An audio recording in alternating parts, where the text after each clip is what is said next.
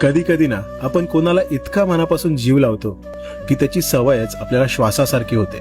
त्याचा एक मेसेज आला नाही तर मन बेचैन होतं, त्याचा आवाज ऐकला नाही तर दिवस अपूर्ण वाटतो.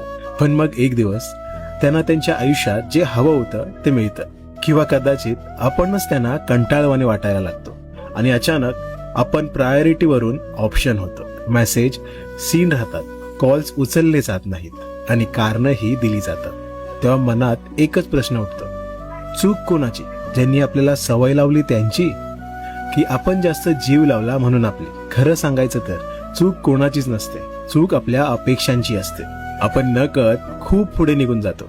समोरच्यांनी दिलेल्या छोट्याशा प्रेमाला आपण आयुष्यभराचं नातं समजून बसतो. आपण मनापासून जीव लावतो, पण त्याच वेळी मनात नकळत अपेक्षांची एक दुनिया उभी करतो. आणि जेव्हा त्या अपेक्षा तुटतात तेव्हा फक्त नातं नाही तुटत, आपण आतून तुटतो.